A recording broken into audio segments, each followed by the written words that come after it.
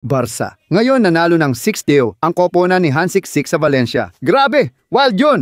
Isang araw pa, muling binigyan ng Barca ng tunay na tambak ng mga goal ang Valencia. Nung nakaraan, tinalo natin sila ng 5-0 at 7-1. Ngayon naman 6-0 kay Adri.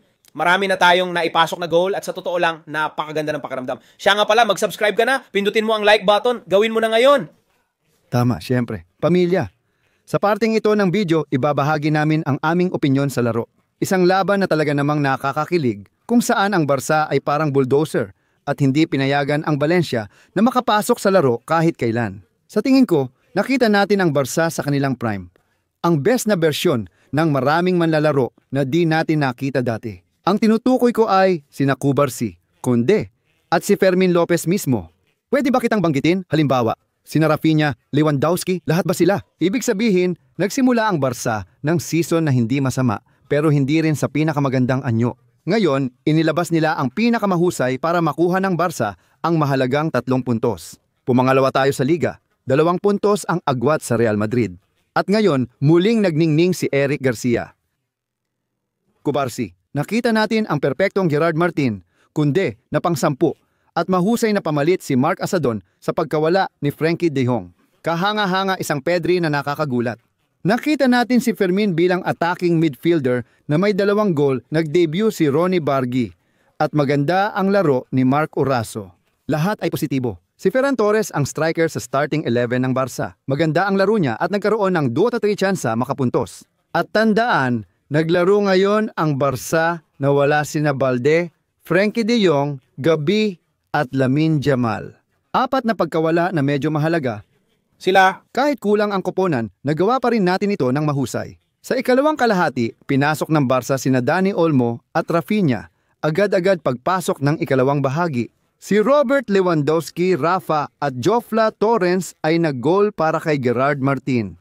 Teka, magandang balita, nakabalik na si Mar Bernal. Nag-assist ako. Hindi ka panipaniwala. Sa tingin ko, karapat dapat siyang palakpakan, si Mar Bernal. Hindi ka panipaniwala. sa huli, sa tingin ko, ito yung sinabi natin kanina, ibig sabihin, isang laro na maraming positibong natutunan. Adri, bawat sandali, pinakita ng team ang tapang nila simula umpisa. Nakita ba natin yung nangyari laban sa Rayo? Normal lang mawala ng puntos sa season. 2 puntos lang naman ang nawala sa 4 na laro, may 10 puntos pa rin tayo. Nangunguna pa rin ang Real Madrid.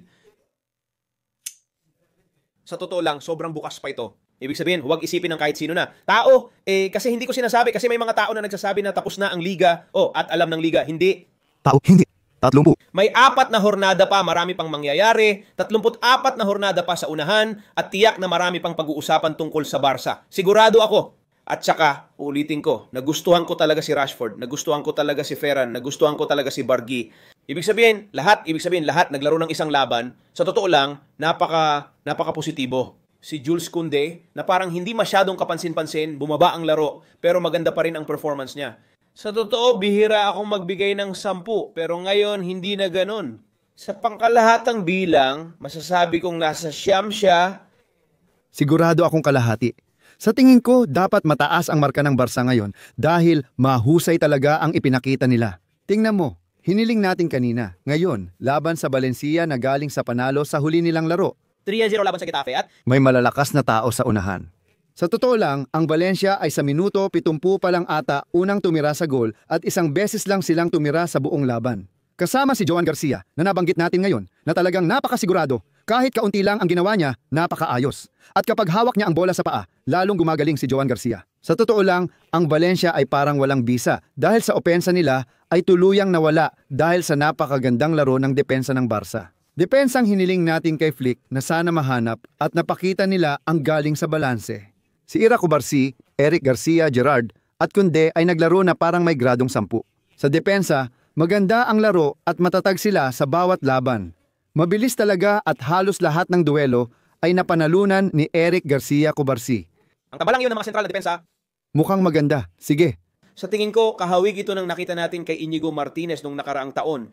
Ibig kong sabihin, hindi ko pa siya inilalagay sa antas ni Inigo. Pero si Eric Garcia tumutupad. Ibig sabihin, hindi lang basta tumutupad. Para sa akin, ay namumukod tangi, mataas. Totoo, halos. Ang enrollment ni Eric Garcia na sa araw na ito. Siya ang hari ng depensa kasama si Pau Cubarsí at ang maayos na si Gerard Martin. Ayos na, ayos. Chong, pati na rin si Jus Conde. Kailangang punan ang isang posisyon sa gitna ng field dahil sa mahalagang pagkawala ni Frankie de Jong. At saka may isang datos bago magsimula na sinabi namin. Kasi tuwing naglalaro, ibig sabihin kapag naglalaro ang Barca nang wala si Lamine at wala si Frankie. 4 na laro ng Barca ang nagtapos sa tabla at 3 ang talo. Kaya nagdulot ito ng kaunting takot at pangamba. Pero para sa mga negatibo lang iyon. Hindi kami naniwala doon, naniwala kami sa Barca at natupad ito. Napaka-gandang laro ng koponan. Era Casado. Casado. Anong laro ni Mark Casado? O muli niyang binigyan ng pagkakataon. Siyempre, si Hansi Flick, ginagawa niya ang dapat niyang gawin. Ibig sabihin, napakataas ng laro. Ibig sabihin, parehong sa depensa at opensa, nagbibigay din siya ng ambag.